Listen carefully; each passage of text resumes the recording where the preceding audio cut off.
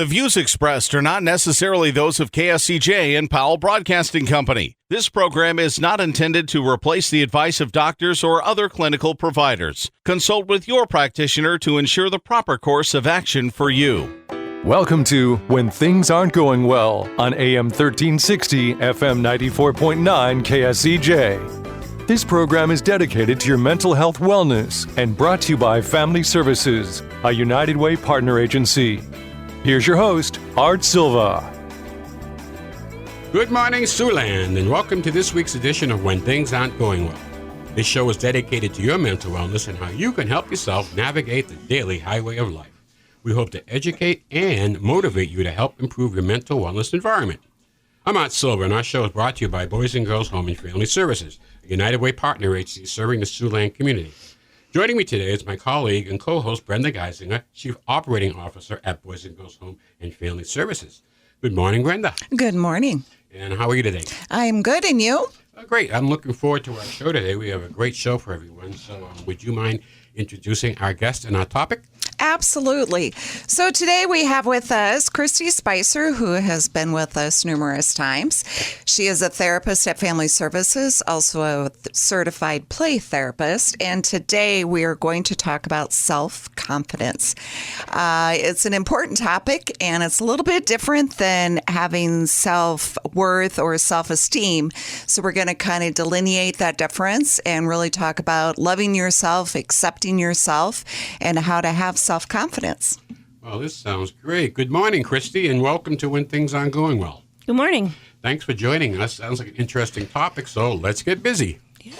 Yeah. So, I think about self-confidence and having that feeling of, trust in your own abilities, and to know that you have good qualities about yourself, and that your judgment of yourself and what decisions you make are also really positive. And I think that we all have good traits about us. And I know sometimes we can judge other people and look towards other people.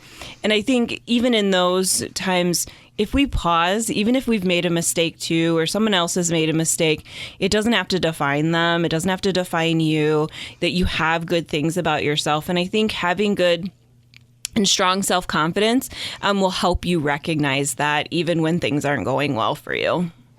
So it sounds like self-worth, self-confidence is kind of like an attitude that you develop. So it often is confused with self-esteem. Let's clear that up before we go any further. Yeah, I think that they can overlap at times, but self-esteem really comes from relying on those external factors, such as successes and achievements, to define your worth, and how confident you feel. Whereas, that self-confidence, self-worth is more about how you feel about yourself on the inside. Well, how do we get self-confidence? Is it just automatic? Are you born with it? I certainly think so. If you think about kids and you watch them, like they all have it, right? That they are out there, they're trying new things. And so I think we all have it when we are born. And then, we can also gain it from watching other people. So I think adults in children's lives, I think other humans in adults' lives, other adults matter too, because we get a lot from other people. And those relationships are really important to helping develop it. I think also with self-confidence, everybody has an inner passion. Kind of, what is my purpose? What am I about? And knowing their beliefs and values and really feeling okay with that and accepting yourself and loving yourself and where you're at in the world and how you relate to people and what are you going to do? Where are you at with things? That makes it so much better when you're in a group of people that think alike. Because I could see where you could come into a group and everything and how you look at things and you feel pretty confident about yourself. No one else in there agrees with you. And so how does that impact you? Yeah, I think when you're in a group and you have a differing opinion, like if you have good self-confidence, you're going to be able to say, I don't agree with you, right? And here's why. And hopefully other people in the group also have good self-confidence, because then you can engage in that dialogue with each other about the topic, whatever it might be, and then still recognize that it doesn't mean that you're wrong. It doesn't mean that you're bad. It just means that you have a different opinion, and being able to state it and have others hear it, I think it's a good thing to be able to do. You're listening to When Things Aren't Going Well. I'm Art Silva, along with Brenda Geisinger and Christy Spicer from Boys and Girls Home and Family Services, and we're discussing self-confidence today. Christy, let me ask you, what are the 4 elements that you would find that are associated with self-confidence and feeling good about yourself? Yeah, so, we've kind of gone back and forth with self-confidence, self-worth, and they kind of like overlap. You got some similarities with that. We also have self-esteem that we're dealing with too. But, I think we need to think the 4 elements are our abilities. So being able to think about what we are able to do, not always what we're not able to do, focusing on the abilities that we have. The effort we put in, I think, is really important. It's not always what you achieve. It's about what effort you put into it. And so did I work hard on that? I talk with teenagers and kids in therapy sometimes who have a hard time with academic work, so their schoolwork. It doesn't come easy for everybody.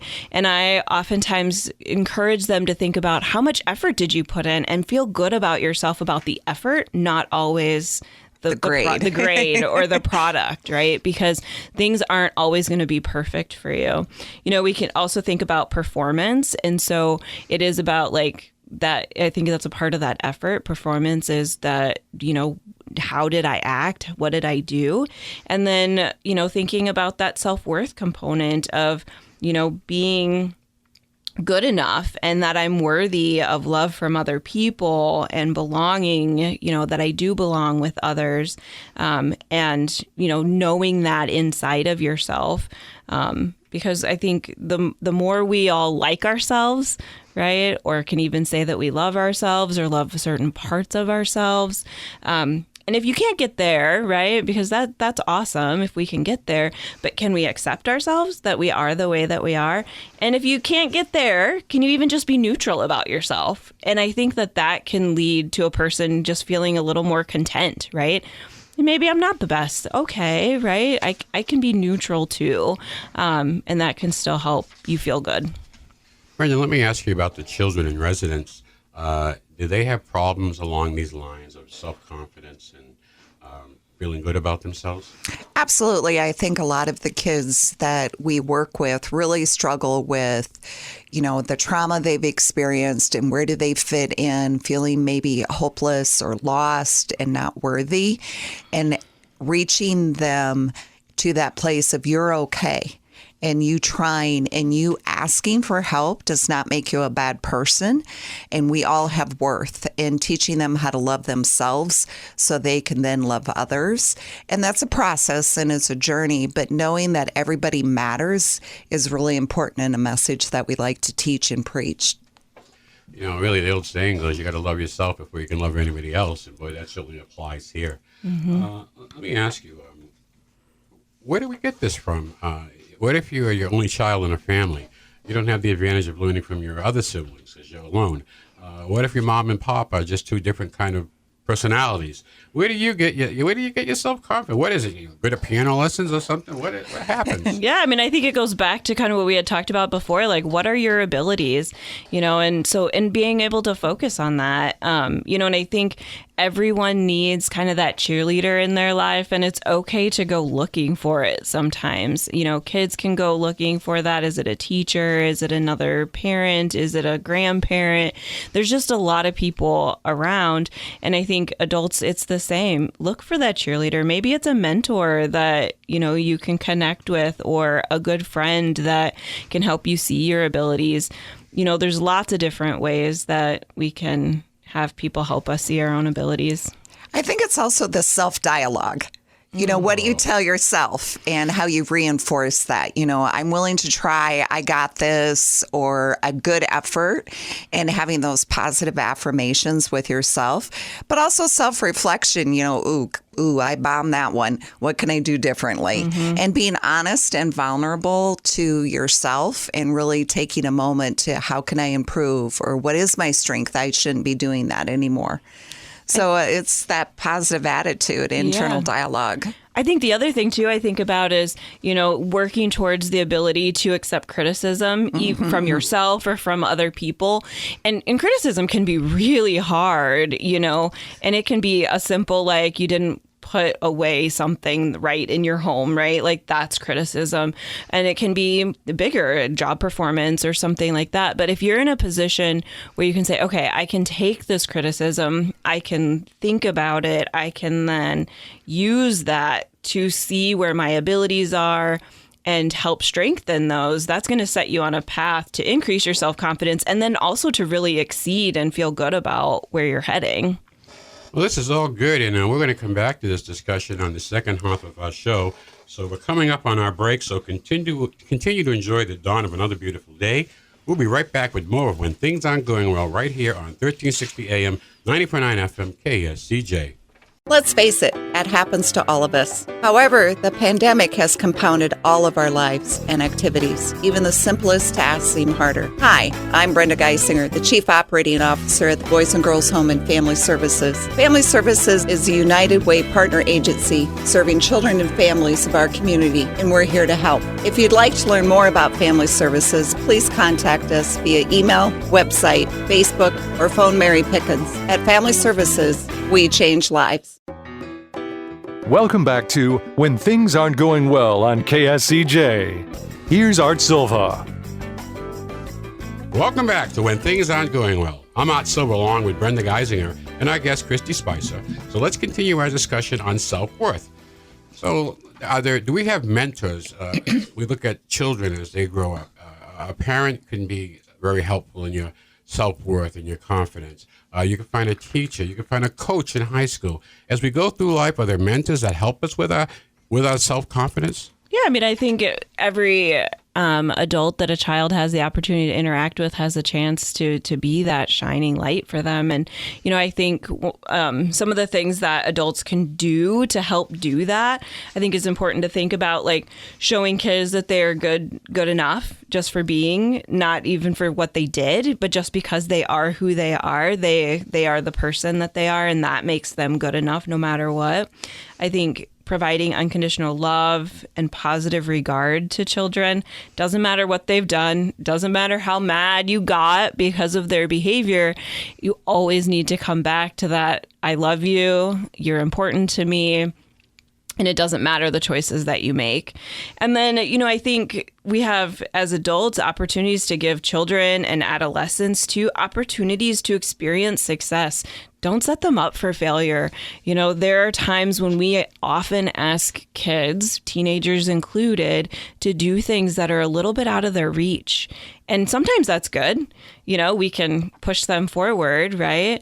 But also balance that out with things that that they are going to be able to nail, right? That they're going to feel good about, you're going to feel good about, and everyone can experience that joy that comes from a job well done. Let me ask you a question. We always talk about participation awards. How do you feel about kids getting participation awards? I think sometimes it's good if you have a little bit of struggle going on with kids not wanting to jump in, but it can be used to the excess, everything, in moderation or acknowledgement. But the focus really should be on the moment and how they are participating. Are they enjoying it? Are they not? And where are they at? Not the fact that they're just showing up. But that's in a personal opinion. I think it's kind of a tricky thing because I think, we talked about how, we want to send the message to kids that they are good just because they are, right? And so I do think that maybe there's some time to think about, when do we have kids become competitive as well, right? When is it good to have that competitive and organized sports, so participation awards, like, when is that good for a child to have? And might have to also really know your own kid, as to when to do that, right? Are you going to be in the really competitive soccer league, or are you going to be in the rec league? And different kids need different things, and that's okay. And doesn't always have to be about the competition. I think it can be about the participation. I think a good coach wouldn't just hand the medal and say, thanks for showing up. I think that they would say, thanks for showing up, and you run really well. right? Or I saw your effort on the field, or I noticed that you were always early to practice, right? Whatever it is, I think that builds up character more than just, oh, good, you were a part of the team, here's your medal. You talk about self-confidence. We go to some athletes that are really competitive and very confident. And I'll go to Michael Jordan. And just as a basketball player, these people like Michael Jordan and Larry Bird, they make other players, other people around them look better because of their confidence. So can confidence spread over to a group and, boy, we're all going in the same direction and feeling pretty strong about ourselves? Oh, I think that's very, very true. I mean, even in a meeting, when someone walks in a room that is very self-confident, the whole room dynamic changes. So being present and sure of yourself and loving yourself, not being arrogant, but just really confident can really make a difference in the dynamics and the engagement you have in relationships. Well, let's talk about the things that we do or things that happen to people that break this self-confidence down. Christy, you want to lead us that way? Yeah, I think that people can get really critical towards themselves and also receive a lot of criticism towards other people. And so I think while we need to work on being able to accept it, also recognizing if we're being too critical towards others that we want to help build up. And so that excessive criticism from trusted people matters. So I think that's one way we lose it. If we limit a person too much, that can also not help with self-confidence either. So it's, maybe that time when parents don't let kids try new things because they're afraid that the child won't be able to succeed at it, instead of saying, let's give it a shot. Let's see how you do. I'm here to help you, right? That's a really different experience for a child. And so that can be one thing. I think peers with adolescents especially, but even some elementary kids too, if they are feeling that rejection from peers or are made fun of, we can get into bullying and things like that as well, I think can really be detrimental. I think we also have this, you talked about some of those pro athletes and their confidence and how we see them. And sometimes media can give us this ideal, which sometimes that helps people rise up to it. But at the same time can have some people that go, I will never be able to be like that. And so how do we help people sort of navigate through what is real, so to speak, with people that they may see in the media, and also recognizing that even a really confident person, like on the basketball court, might not be a confident person in all aspects of their life. And so there might be some times when that's different. Trauma can be a part of it too. When people have bad things happen to them, that can really be tough for their confidence level and impact that. And then I think it's important to recognize that we have some systemic discrimination in our culture, and that for some groups of people can also really impact their confidence level too. So I think that there's lots of different things that can come into play as far as when a person might kind of lose some confidence or not be able to gain it in the same way as others. So there's just lots of different things to keep in mind. That's really interesting because when you kind of think about it, some people just have a way of answering or talking back that can be very demoralizing. And I know especially with children.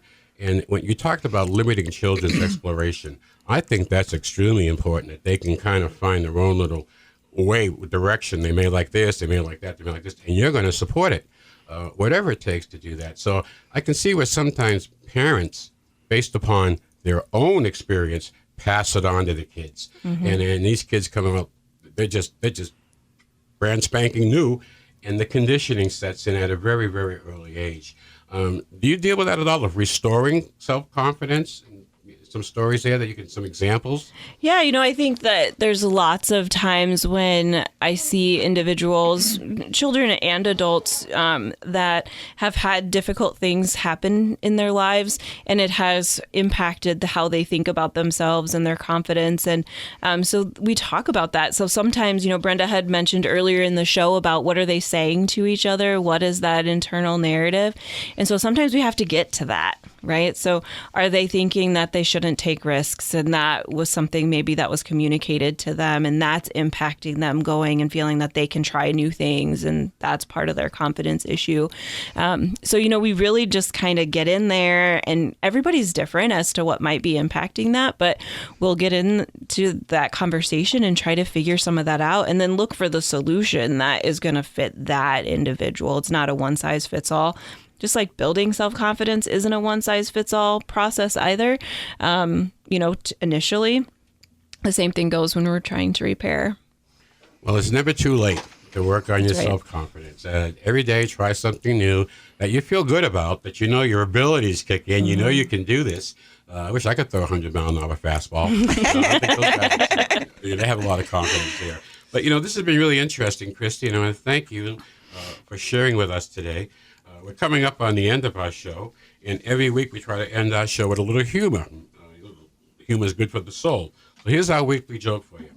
What did the doctor say to the patient who refused stitches? Suture yourself.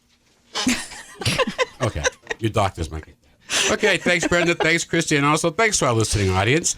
We'll be back next Saturday morning at 7 a.m. right here at 1360 a.m., 90.9 FM, KSCJ. Boys and Girls Home and Family Services is a great place to work, and we have immediate openings for full and part-time positions. Call our HR department at 293-4700. Don't forget to do your homework this week and go out and have a good laugh. It's good for the soul. Have a great week, and may the sun shine on you.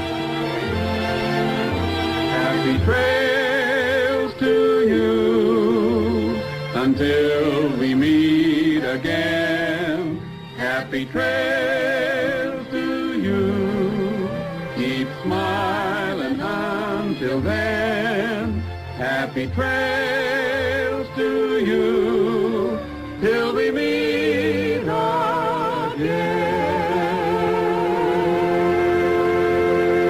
For more information on the services provided by Boys and Girls Home and Family Services, see them online at boysandgirlshomeiowa.org. Or you can call 712-293-4700 to get more information about family services, residential treatment, the Opportunity School, the Siouxland Family Center, and more. At Boys and Girls Home and Family Services, we change lives. We change lives. We change lives.